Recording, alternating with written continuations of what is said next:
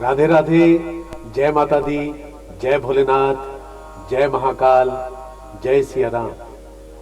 आज हम कार्तिक मास की कृष्ण पक्ष की रमा एकादशी के महात्म्य की कथा का वर्णन करेंगे। उम्मीद करते हैं कि आप इसका श्रवण अवश्य करेंगे। युधिष्ठिर ने पूछा, जनार्दन, मुझ पर आपका स्नेह है, अतः कृपा करके मुझे यह बताइए कि कार्तिक मास के कृष्ण पक्ष में कौन सी एकादशी होती है। भगवान श्री कृष्ण बोले, राजन, कार्तिक मास के कृष्ण पक्ष में जो परम कल्याणमय एकादशी होती है वह रमा के नाम से विख्यात है। रमा परम उत्तम है और बड़े बड़े पापों को हरने वाली है। पूर्व काल में मुचुकुंद नाम से विख्यात एक राजा हो चुके हैं, जो भगवान श्री विष्णु के भक्त और सत्य प्रतिज्ञ थे। निष्कंटक राज्य का शासन करते हुए उस राजा के यहां नदियों में श्रेष्ठ चंद्रभागा कन्या के रूप में उत्पन्न हुई। राजा ने चंद्रसेन कुमार शोभन के साथ उसका विवाह कर दिया। एक समय की बात है, शोभन अपने ससुर के घर आए हुए थे। उनके यहां दशमी का दिन आने पर समूचे नगर में ढिंडोरा पिटवाया जाता था कि एकादशी के दिन कोई भी भोजन नहीं करेगा। यह डंके की घोषणा सुनकर शोभन ने अपनी प्यारी पत्नी चंद्रभागा से कहा, प्रिय, अब मुझे इस समय क्या करना चाहिए, इसकी शिक्षा दो। चंद्रभागा बोली, प्रभु, मेरे पिता के घर पर तो एकादशी को कोई भी भोजन नहीं कर सकता है। हाथी, घोड़े, हाथियों के बच्चे तथा अन्य यान्य पशु भी अन्न, घास तथा जल तक का आहार नहीं कर सकते। फिर मनुष्य एकादशी के दिन कैसे भोजन कर सकते हैं। प्राणनाथ, यदि आप भोजन करेंगे तो आपकी बड़ी निंदा होगी। इस प्रकार मन में विचार करके अपने चित्त को दृढ़ कीजिए। शोभन ने कहा, प्रिय, तुम्हारा कहना सत्य है। मैं भी आज उपवास करूंगा। दैव का जैसा विधान है वैसा ही होगा। भगवान श्री कृष्ण ने कहा।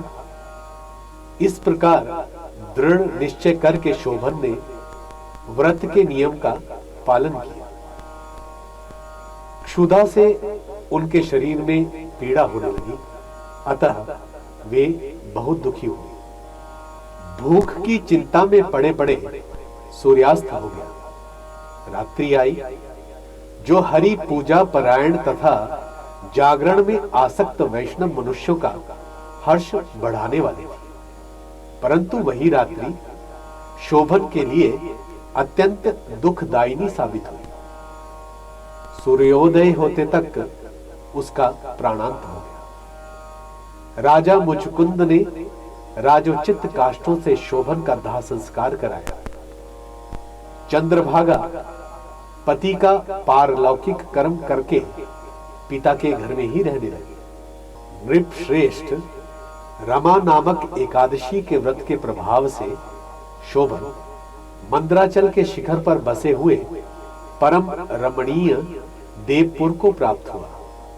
वहां शोभन द्वितीय कुबेर की तरह शोभा पाने लगा। राजा मुचुकुंद के नगर में सोम शर्मा नाम से विख्यात ब्राह्मण रहते थे।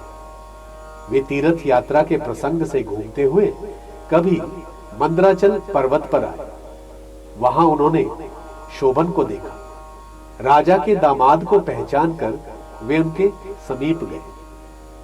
शोभन भी उस समय द्विज श्रेष्ठ सोम शर्मा को आया जान शीघ्र ही आसन से उठकर खड़े हो गए और उन्हें प्रणाम करने के बाद शोभन ने अपने श्वशुर राजा मुचुकुंद, प्रिय पत्नी चंद्रभागा तथा समस्त नगर का कुशल समाचार जाना।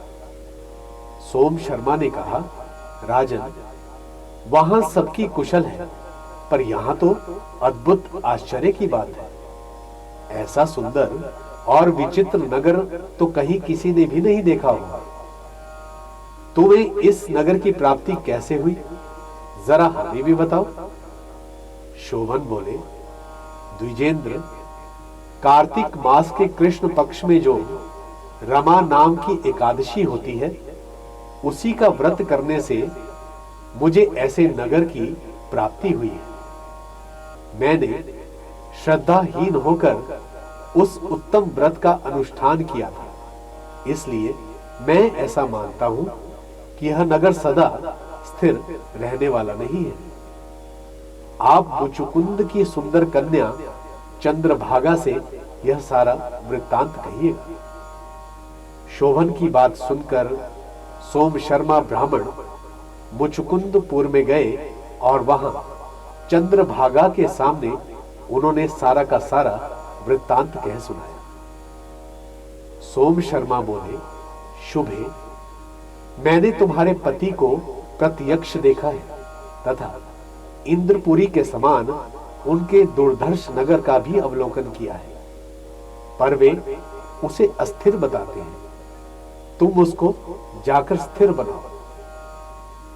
चंद्रभागा ने कहा, ब्रह्मर्षि, मेरे मन में पति के दर्शन की लालसा लगी हुई है। आप मुझे वहां ले चलिए, मैं अपने व्रत के पुण्य से उस नगर को स्थिर कर दूंगी। भगवान श्री कृष्ण कहते हैं, राजन, चंद्रभागा की बात सुनकर सोम शर्मा उसे लेकर मंद्राचल पर्वत के निकट वामदेव मुनि के आश्रम पर गए। वहां ऋषि के मंत्र की शक्ति तथा एकादशी सेवन के प्रभाव से चंद्रभागा का शरीर दिव्य हो गया तथा उसने दिव्य गति प्राप्त करी। इसके बाद वह पति के समीप गई। उस समय उसके नेत्र खुशी के कारण खिल रहे थे। अपनी प्रिय पत्नी को आई देख शोभन को बड़ी प्रसन्नता हुई। उन्होंने उसे बुलाकर अपने वाम भाग में सिंहासन पर बिठाया।